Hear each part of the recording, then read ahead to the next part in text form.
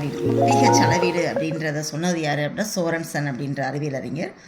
அந்த பிஹெச் அப்படின்ற இது வேர்டு எதுலேருந்து வந்தது அப்படின்னு பார்த்தீங்கன்னா பிரெஞ்சு மொழியிலிருந்து உருவாக்கப்பட்டது. பிஹெச் அப்படின்றது ஹைட்ரஜன் அயனியோட பவர் செறிவுன்றது தான் அதுக்கு அர்த்தம். பிஹெச் அப்படின்ற அளவீடுக்கு அவர் கொடுத்த ஒரு வரையறை என்ன அப்படின்னு பார்த்தோம்னா, பிஹெச் அப்படின்றது 10 அடிப்படையாக கொண்ட ஹைட்ரோனியம் அயனினா H3O+ அயனியோட மோலார் செறிவுனா எல்லாமே இப்போ நம்ம செறிவு எதில் அழைக்கிறோம் அப்படின்னா மோலாரிட்டியில் அளக்கிறோம். அப்போ மோலாரிட்டியோட அளவீடு மோல் செறிவோட அளவை தான் என்ன செய்கிறோம் அப்படின்னா அளக்கிறோம். அப்போ ஹைட்ரோனியம் அயனியின் எதிர் மடக்கை மதிப்பு, அப்போ ஹைட்ரோனியம் அயனியோட எதிர் மடக்கை மதிப்பு தான் H3O+ அயனியோட எதிர் மடக்கை மதிப்பு தான் பிஹெச் அப்படின்னு அவர் அளவீடு கொடுத்துருக்காரு. அதே மாதிரி பிஓஹெச் அப்படின்னு எடுத்துக்கிட்டோம்னா, பிஓஹெச் அப்படின்றது அதே டெஃபினிஷன் தான். என்ன அப்படின்னா 10 அடிப்படையாக கொண்ட ஹைட்ராக்சில் அயனியின் எதிர் மடக்கை மதிப்பு. ஹைட்ராக்சில் அயனியின் எதிர் மடக்கை மதிப்பு 10 அடிப்படையாக கொண்ட ஹைட்ராக்சில் அயனியோட செறிவு, அதோட மடக்கையோட மதிப்பில் எதிர் மதிப்பு மைனஸ் குறியீடு.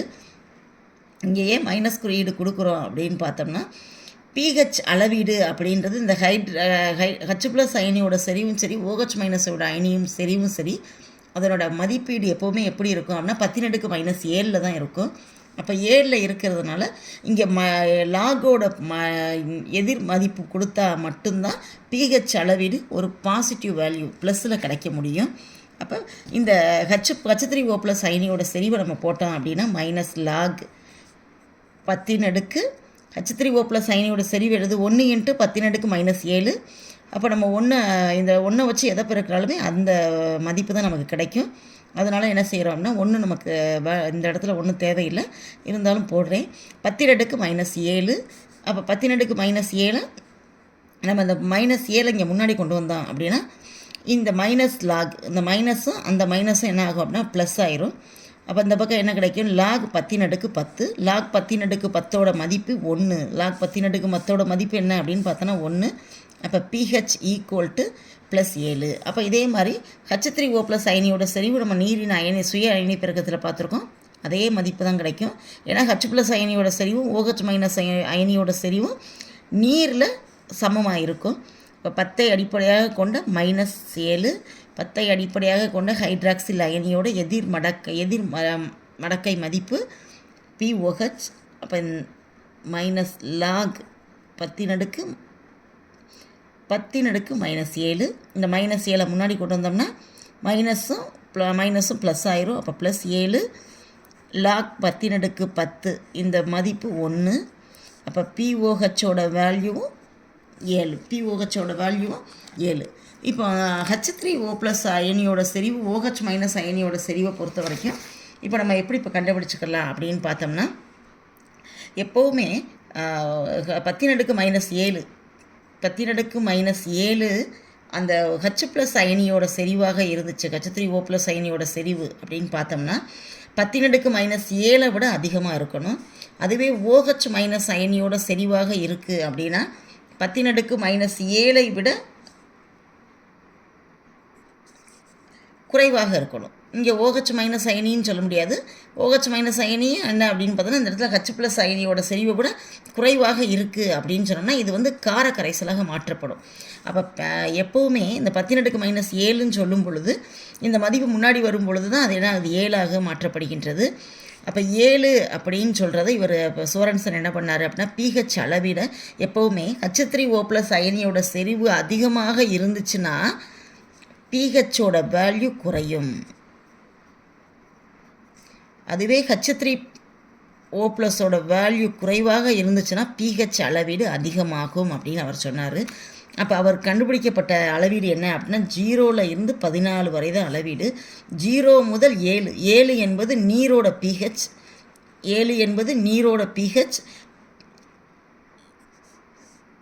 0 to 7 அப்படின்னு சொல்கிறது அமிலத்தோட பிஹெச் மதிப்பீடு.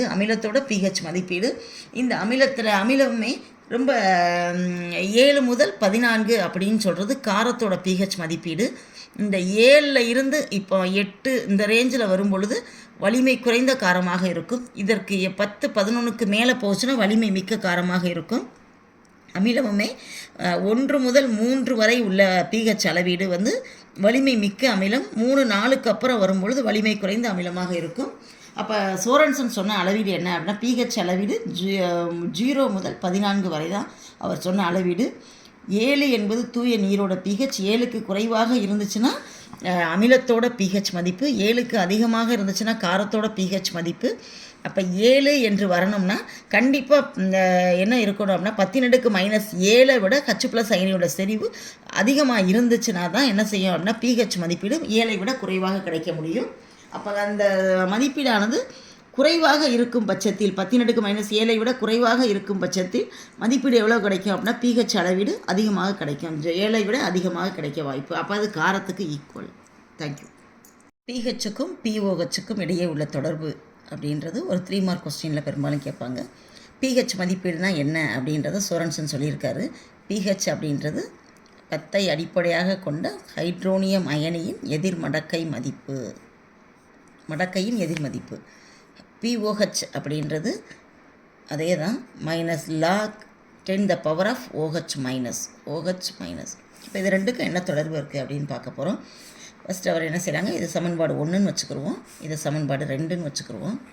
இந்த 2 சமன்பாடையும் நம்ம கூட்ட போகிறோம். அப்போ pH + pOH ஈக்குவல் டு 2ஐயும் கூட்டினோம்னா என்ன மதிப்பு -log10⁻⁻H3O ப்ளஸ்ஸு அடுத்து -log10⁻OH-. இது 2 மதிப்பீடையும் கூட்டணும். இதுவும் மைனஸில் இருக்குது, இதுவும் மைனஸில் இருக்குது. அப்போ நான் என்ன செய்கிறேன் அப்படின்னா பொதுவாக -log வெளியில் எடுத்துடுறேன். அப்போ -log வெளியில் எடுத்துட்டேன் அப்படின்னா இங்கே என்ன கிடைக்கிது மதிப்பு அப்படின்னு பார்த்தோன்னா -log 10 வரைக்கும் வெளியில் எடுத்துட்டேன். அப்போ உள்ளே யார் இருக்கா அப்படின்னா H3O + செறிவு, OH- செறிவு. இதை நம்ம புக்கில் ஃபஸ்ட்டு மைனஸை மட்டும் வெளியில் எடுத்திருப்பாங்க, அதுக்கப்புறம் log 10 வெளியில் எடுத்திருப்பாங்க.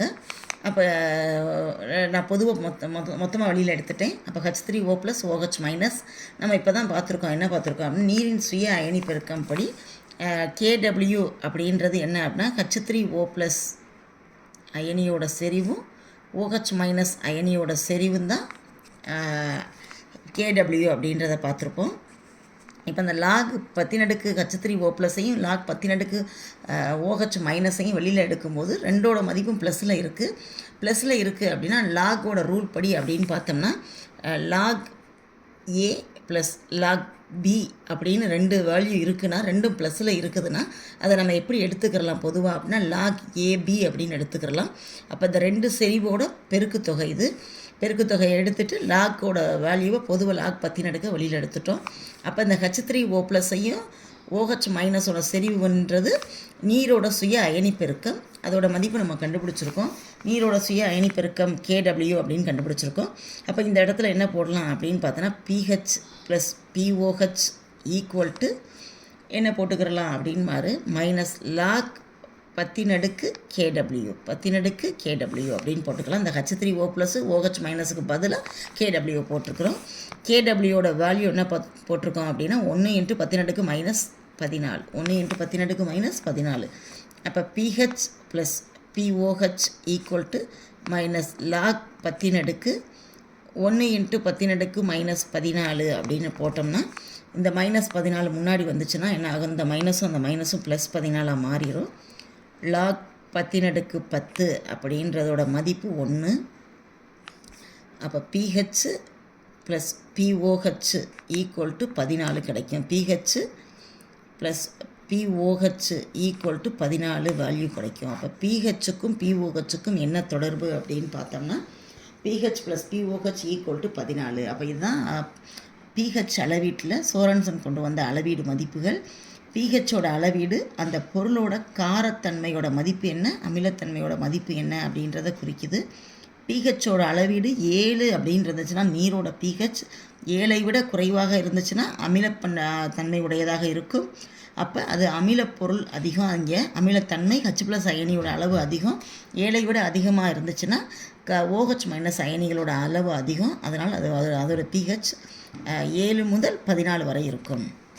அப்போ இந்த இடத்துல பாருங்கள், pH + POH - log 10⁻⁴ kW அப்படின்னு இருக்கா.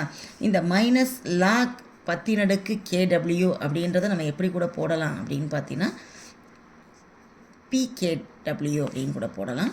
அப்போ இந்த இடத்துல நம்ம ஷார்ட்டாக நம்மளோட புக்கில் கொடுத்துருப்பாங்க pH POH = pKW அப்படின்ற வேல்யூவை வேறு கொடுத்துருப்பாங்க. அப்போ நீரோட அயனி பெருக்கம்ன்றது pHம் POHம் சேர்ந்தது தான் நீரோட அயனி பெருக்கம் அப்படின்றது. எப்போவுமே ஒரு அசிட்டிக் பண்புல இருந்துச்சு அப்படின்னு சொன்னால் H+ அயனியோட அளவுகள் அதிகமாக இருந்துச்சுன்னா அமிலத்தன்மையில் இருக்கும். OH- அயனியோட செறிவு அதிகமாக இருந்துச்சுன்னா அந்த பொருளானது காரப்பண்புல இருக்கும். H+ அயனியும் OH- அயனியும் சமமாக இருந்துச்சுன்னா அந்த பொருளானது நியூட்ரல்னால் சமநிலையில் இருக்கும். அப்போ அது நீரோட அளவு. தேங்க்யூ.